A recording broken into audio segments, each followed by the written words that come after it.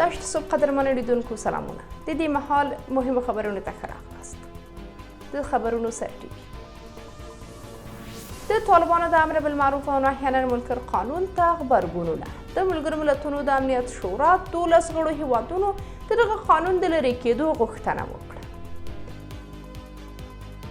د خلکو پر ژوند د طالبانو ځپونکي بندیزونه د هغې ډلې په خوست کې لسګونه کسان د ګیرې لنډولو له کبله بندیان کړي. په ایران کې له افغانستانه قاچاق شوي تر 150 کیلوګرامه ډیر شیشه نشه یي توکي کشف شي.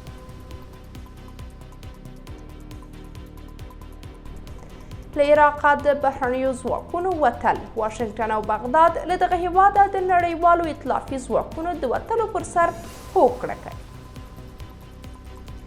او له اوکراین سره د امریکا د 250 میلیونه ډالرو پوځي مرستې نوې کڅوړه.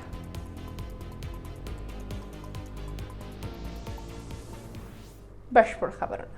د ملګرو ملتونو د امنیت شورا 12 غړو هیوادونو د طالبانو امر بالمعروف او نهي عن المنکر قانون غندلی او د سملاسي لرې کېدو غوښتنه یې کړې ده.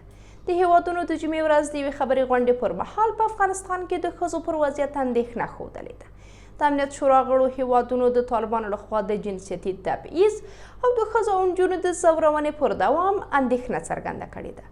دغه هیوادونو ټینګار کړی چې د طالبانو نوی قانون د افغانانو پر شخصي چلند پراخ محدودیتونه وضع کوي چې په هیواد کې د بشري حقونو څخه سرغړونې لا پسې ژوروي. د ملګرو ملتونو د امنیت شورا 12 غړو هیوادونو همداراز د افغانستان لپاره د بشري حقونو د شورا د ځانګړي راپور ورکوونکي ریچارډ بونډ د سفر بندیز غندلی دی. د افغانستان د ملګرو ملتونو دایمي استازولۍ سرپرست نصیر احمد فایق او د ملګرو ملتونو د بشري حقونو شورا ځانګړي راپور ورکوونکی ریچارډ بینډ د دغه سازمان د امنیت شورا د 12 غړو هیوادونو د اعلامیې هرکلی کړی دی. د یادونې ده چې امریکا، فرانسه او جاپان د ملګرو ملتونو د امنیت شورا په هغو 12 غړو هیوادونو کې دي چې د طالبانو د امر بالمعروف او نهي عن المنکر قانون یې غندلی دی. چین او روسیې تر اوسه د دغه قانون په تړاو څه نه دي ویلي.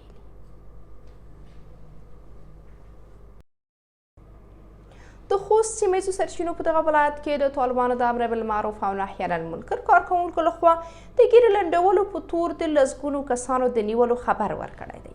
سرچینو د شنبې ورځ 8 ورځپاڼې ته ویلي چې د ځوانانو ترڅنګ لسګونه نایان یا سلمانان هم د خوست د امر بالمعروف او نهي عن المنکر په ریاست کې بندیان شوي دي. د سرچینو په وینا دا ډله ځوانان او نایان د ګیرې لنډولو او په ویښتانو کې د لیکې جوړونې له کبله بندیان شوي دي.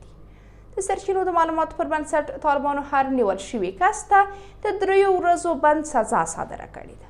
طالبانو د خوست اوسیدونکو ته خبرداری ورکړی چې د امر بالمعروف او نهي عن المنکر له قانونه د سرغړونې په صورت کې به سزا ورکړل شي.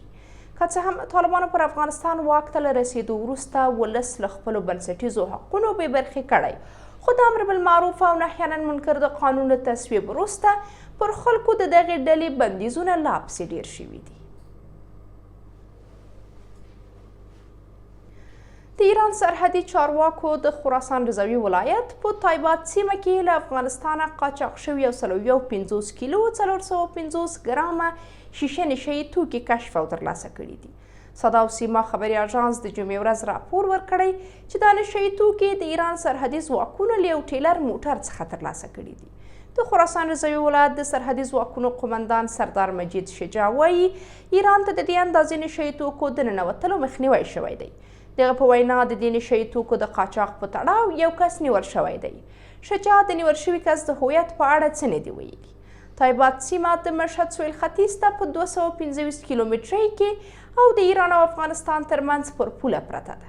د خراسان رضوي ولایت له افغانستان سره په ختیځ کې شاوخوا 302 کیلومتره ګډه پوله لري. دا په داسې حال کې ده چې د تېرې میاشتې په پای کې د ایران سرحدي چارواکو د تایبات په سیمه کې د 3 افغانانو په معدودو کې د هیروین، پوډر او تریاکو د 219 کڅوړو کشف خبر ورکړی و. رویټرز خبري اژانس د 5 امریکایي چارواکو د داعش ضد نړیوال ائتلاف د نورو غړو هیوادونو د 2 چارواکو او 3 عراقي چارواکو په حواله له عراق د امریکا په مشرۍ د نړیوالو ائتلافي ځواکونو د ایستلو پر طرحې د واشنګټن او بغداد د هوکړې خبر ورکړی دی. یاد خبري اژانس د شنبې ورځ راپور ورکړی چې په دې طرحې په بشپړ ډول هوکړه شوې ده. د راپور پر بنسټ له عراقه د نړیوالو ځواکونو د وتلو طرحه به ډېر ژر د واشنګټن او بغداد لخوا تصویب شي. دواړو لورو هوکړه کړې چې د 2015 کال تر سپټمبر پورې به ډېر شمېر نړیوال ځواکونه له عراقه ووځي او پاتې نور به د 2016 کال تر پایه دا هېواد پرېږدي. یو شمېر چارواکو منلي چې ښایي دا هوکړه په څو ورځو کې اعلان شي. د چارواکو زیاته کړې چې په عراق کې د ځینو امریکایي پوځي سلاکارانو د حضور په هکله د دواړو هیوادونو ترمنځ خبرې روانې دي. دا په داسې حال کې ده چې څو میاشتې مخکې د عراقي پوځ ویاند یحیی رسول ویلي وو چې د دغه هیواد چارواکي له نړیوال ائتلاف سره د پوځي وضعیت د ګواښ کچه، عملیاتي چاپیریال او د عراقي ځواکونو د وړتیاوو د ارزونې په هکله خبرې پیل کړي دي. امریکا د 2014 کال په نیمایي کې په عراق کې د داعش له څرګندېدو سره جوخت د دغې ډلې پر وړاندې د مبارزې لپاره یو ائتلاف جوړ کړ. د امریکا د دفاع وزیر لوید آستین له اوکراین سره د دغه هیواد د پوځي مرستې د نوې کڅوړې خبر ورکړی دی. آسټین دا نوې کڅوړه د جمعې ورځ په جرمني کې د اوکراین د دفاعي اړیکو ډلې د خبرو اترو په پیل کې اعلان کړې ده. دغه په وینا د پوځي مرسته د امریکا د ولسمشر جو بایډن لخوا منل شوې ده. د امریکا د دفاع وزیر زیاته کړې چې دا مرسته به د اوکراین د پوځ د اړتیاوو د پوره کولو لپاره کیف ته وسپارل شي. ورته مهال د اوکراین ولسمشر ولادیمیر زیلنسکي په دې ناسته کې د امریکا د نوې پوځي مرستو هرکلی کړی او د روسیې پر خاوره یې د برید لپاره د لویدیځو تجهیزاتو د کارونې غوښتنه کړې ده. د رویټرز خبري اژانس د راپور پر بنسټ آسټین د اوکراین د ولسمشر د دې غوښتنې په تړاو ویلي چې د مسکو او کیف ترمنځ روانه جګړه به د خبرو اترو د میز پر مخ حل شي. د یادونې ده چې د امریکا د دفاع وزیر د جرمني په رامشټاین ښار کې د دغه هیواد په هوایي اډه کې له 500 ډېرو هیوادونو د پوځي مشرانو کوربه دی. قدرمنو لیدونکو دا زموږ د دې مهال مهم خبرونه. تر بیا د خدای